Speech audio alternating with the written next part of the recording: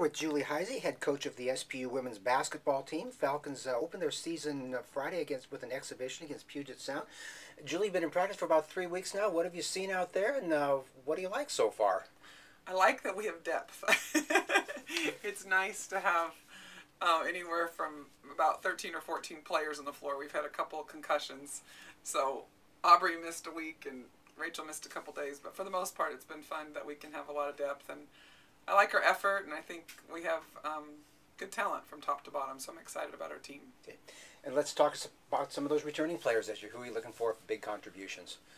Well, obviously we have Susanna back, and Susanna at the point guard is a really wonderful thing.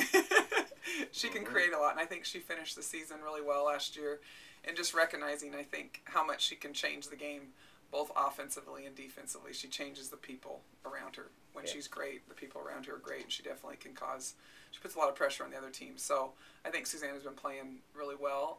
I think Betsy and Aubrey, just having those two girls back together. Aubrey, obviously missed last season, and just she's come back really strong from her ACL, and just her leadership and her understanding of the game, and just her energy and poise just makes us better. And Betsy, had a good season last year, really worked hard in the off season, and just as consistently every day, bringing a high level and improving. I think, she's just improved. She's improved so much that I really consider her to be a pretty good all-around player.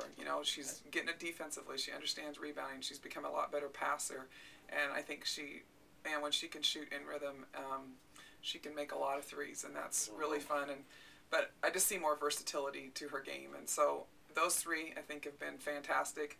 Maddie Flommer's been a really pleasant surprise, because last year she battled so much with just a broken finger and a pulled muscle and a concussion and then torn meniscus, and so she never really got going. And so just seeing the way she's come back and has been really consistent in practice in our exhibition game, it's been fun. You've got a couple of sophomores, Hannah Rodriguez and Stacey Lucas Savage. You saw considerable playing time last year. Hannah stepping in as a starter when Aubrey went down. How important is that going to be for them and the team, the fact that they're still just sophomores for you? Well, I think it's great, because those are two girls that were steady last year. They're two very hard workers, and they bring different things to the table. Hannah brings so much poise and her ability to make the people around her better with her ability to set screens and passing, but she's really improved her shooting in the off season, and just to see, in our scrimmage the other day, she hit 4 threes, and I think she was 5 of 6 from the field, or 6 or 7 from the field. She missed one shot, but just it's fun to see that she's been able to improve that aspect of her game. And then Stacey had so much experience last year, and Stacey always brings energy and defense, and but again, Stacey has the experience, and she was able to go in the off season and really work on some things, and her shot looks a lot better. She's, I think, able to do more things offensively because she's slowing down and her skills are better. And so just both those players, are great leaders in their own right, even as sophomores, and very steady. It's exciting to have two kids that you look at them and every day you know what you're going to get.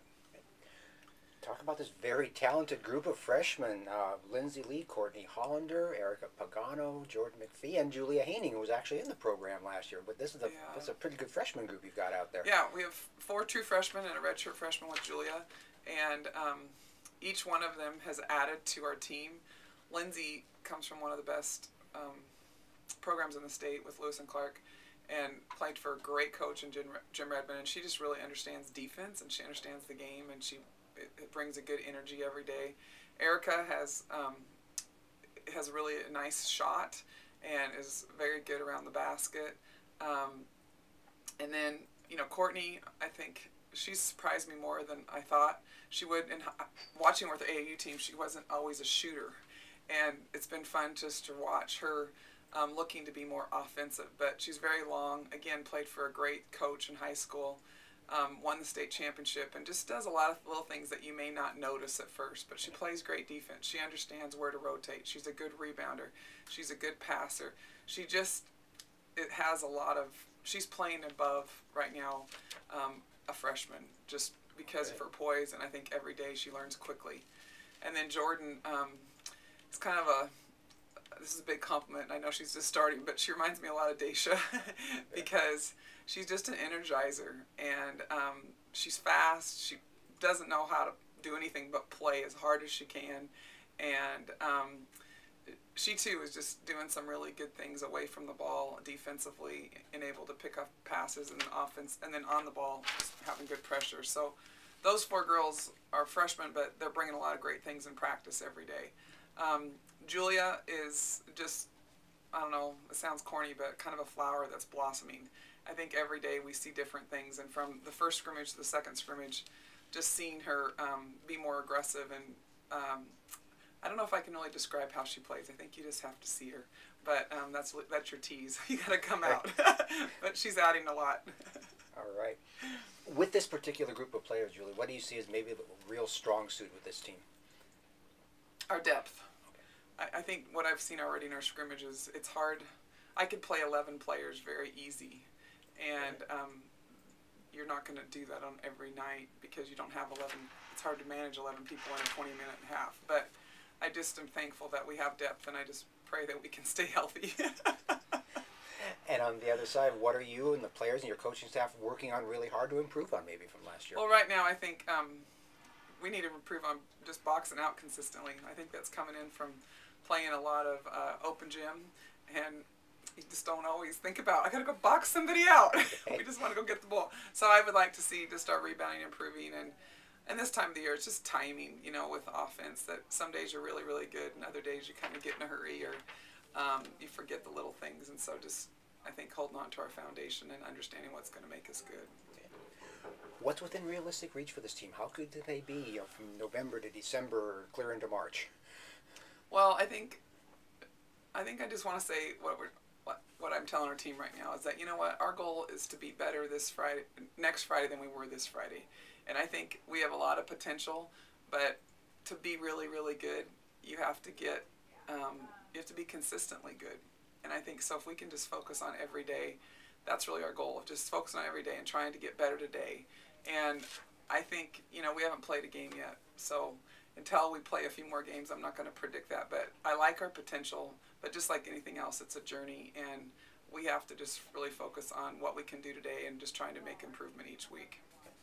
How do you see the GNAC stacking up? Is there a certain wide open quality about it to it this year, do you think, or is there a couple teams to beat out there? I think the GNAC is really good. I think it has been good, but, you know, Western lost Sarah Hill, so they lost one starter. Anchorage lost Burns, one starter. They had a good recruiting class. Simon Fraser still has Aaron Chambers back. Mm-hmm. Billings obviously lost Bobby Knudsen, but they have a lot of returners. And so, I mean, I think I think it's going to be really a race, you know, to see who, I mean, or more of a fight, I guess, to see who can be the top dog, because I think the top 5 or 6 teams are really, really good, and I think every day you have to battle, and that's why, you know, we're just talking about who can be consistently their best every day. But I don't think there's a clear front runner right now. I think it's just, you know, we got to go out and just see how things develop, and obviously, you know, injuries play a part in everything, because you saw that last year with our team, and you saw that with Billings losing 2 girls, and so I think just, I don't know, it's going to be tough from top to bottom. Exhibition game against Puget Sound on Friday, then 4 tough California teams in your preseason. What are you looking for in those games, aside from, obviously, from results? Well, with the exhibition game, I think it'll just be fun to have a game and to play it more like a real game. Scrimmages, you're trying to, you know, play everybody and just see who should be playing, and trying to give kids opportunities. So looking forward to a good scrimmage against a well-coached team with Puget Sound. And then as we look ahead, I mean, you talk about the first 4 games. Really, our first 7 games are pretty tough, because every one's an in-region game.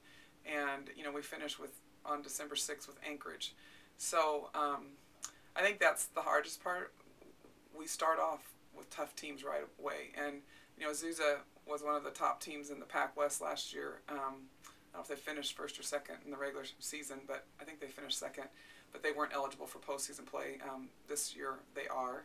San Diego is always good. Mm-hmm. And Fresno Pacific Lindsay Wilson is the second-year coach there, and they gave us a tough game there last year, and they had a very good season last year. They really had a good winning record in conference. And then Humboldt has a lot of seniors back, and they can score, and they play very hard. I know that. So, I think we're going to learn a lot, and I think, these first 4 games, we're going to have to rely a lot on the things that we can control, which is defense and rebounding, and just taking care of the ball, because it's early, and nobody's going to be super sharp. Okay. And finally, you started your coaching career at Trevecca Nazareth 19 years ago, and now you're being inducted in their Hall of Fame this weekend. Just talk about that a little bit. 19 years, that's a long time. I used to be a young coach. Now I'm an old coach. I started off at Trevecca. I got hired on May 9th. Played our first game on November 3rd. Started with a team that the athletic director actually recruited 4 players. So who comes to a team that doesn't even have a coach or a program? We weren't good. We were 4-24 our first year, and we lost 4 games in 8 days by 138 points. But then that 4th year, we went to the national tournament and beat a very good Oklahoma Baptist team to get to the Sweet 16.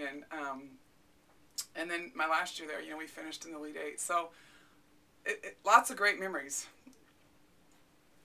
And just really, I think, it's cool to look back, because just like here, you're only successful when you have great people around you. And to have kids that took a chance on me, took a chance on a new program, and believed and built something and came and wanted to do something great, that was a really special time. And it'll be fun to go back. I know I'm going to have about 20 of my players there and my assistant coaches, and wow. It'll be fun that they get to come out with me, because it's not my honor. It's a team honor and a program honor, so it'll be really great.